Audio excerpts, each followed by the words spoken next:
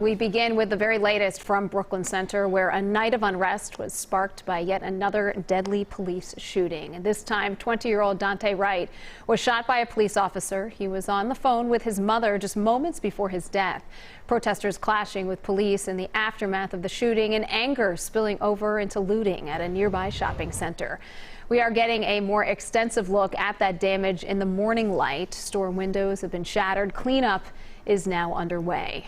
All of this happening as emotions are already high with the trial of Derek Chauvin in the George Floyd case entering a third week of testimony. We have complete breaking news coverage of all of this. It started yesterday afternoon when Brooklyn Center police say Daunte Wright was pulled over for a traffic violation. They say they then learned he had an outstanding warrant. Police then say that Wright started to drive off when an officer shot him and he crashed into another car. His mother says that her son had just called her asking about the car insurance when the police told him to put the phone away. And I heard the police officer say, "Daunte, don't run," and then the other officer said, "Put the phone down," and hung it up.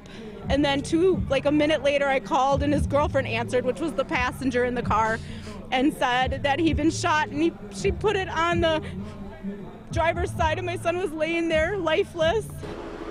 Authorities say that officers attempted life-saving measures, but Daunte Wright did die at the scene. Brooklyn Center Mayor Mike Elliott tweeted a statement calling the shooting tragic. He then asked protesters to be peaceful. But the mayor's plea was not heard by all. More than 20 stores were looted nearby, many in the Brookdale Center shopping area. You can see cars raced through the parking lot, and the pavement was littered with shattered glass. Before midnight, the state sent in the National Guard. Our Christiane Cordero is live in Brooklyn Center this morning, and now that we see the light from the morning sun, Christiane, we're getting a little closer look at that damage.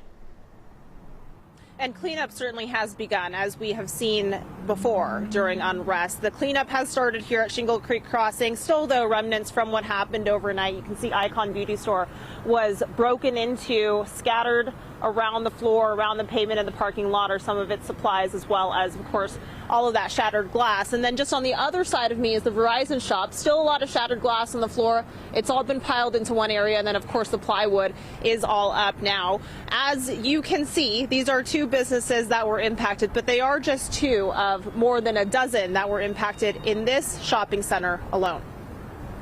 Shingle Creek Crossing is home to a T-Mobile store, Aspen Dental, Foot Locker, all among those broken into when anger turned unsteady in Brooklyn Center Sunday night. There was a curfew in place until 6 a.m. Monday. The time between, a quieter destruction as people broke into shops whose glass was already shattered. GameStop was ransacked several times, and just after 6 a.m., we saw a group of people walk out of a nearby UPS carrying what appeared to be store equipment. When the sun rose, the glass was swept up and trucks arrived to clean up, a process the Twin Cities area has repeated 3 times in 1 year. If you're familiar with a shopping center, which we know many people are, you know the Walmart is directly across from me. There are several National Guard campers, at least 6 of them, that are stationed here.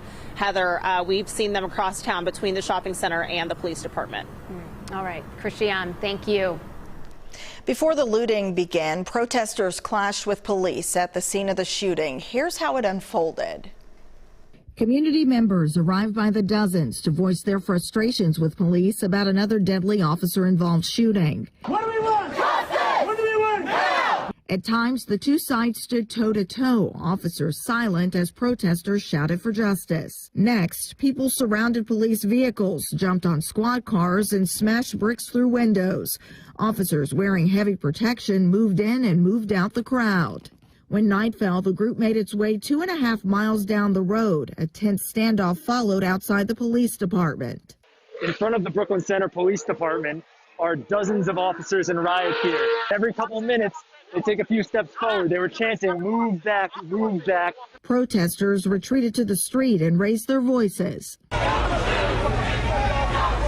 Then every few minutes, police deployed tear gas and flashbangs to move the crowds back. A little before midnight, with reinforcements from the Hennepin County Sheriff's Office and National Guard as backup, police delivered an order saying the crowd was no longer peacefully gathered and to move out or be arrested. The Brooklyn Center mayor is planning to speak at 11 o'clock this morning about the situation. We will take that live on television when it starts. Governor Tim Walz also tweeted saying he is monitoring the situation and that he's praying for Wright's family. We also expect to hear more from the governor sometime today. The looting also spread to South Minneapolis in the early morning hours, hitting some of the same areas that were damaged or destroyed less than 1 year ago after George Floyd died. We saw several stores broken into again, as well as a heavy law enforcement presence. Local community members also stepped up to stand guard over their neighborhood. Also in Minneapolis, 2 people were killed in an overnight shooting. This happened just after 2 o'clock this morning. Minneapolis police say that a man was found dead inside a crashed car with a gunshot wound. About a block away, officers found a second person shot dead in the street, and then later, a third person showed up at the hospital, also with a gunshot. Investigators say there were several shooting calls overnight. These were the only fatalities. The overnight unrest has launched Operation Safety Net into Phase 3 earlier than planned.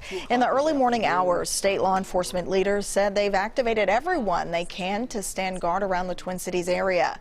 This was originally the plan for when closing arguments and jury deliberation in the Derek Chauvin trial began. But as the looting and unrest spilled into Minneapolis, officials decided the extra enforcement was needed now, not later.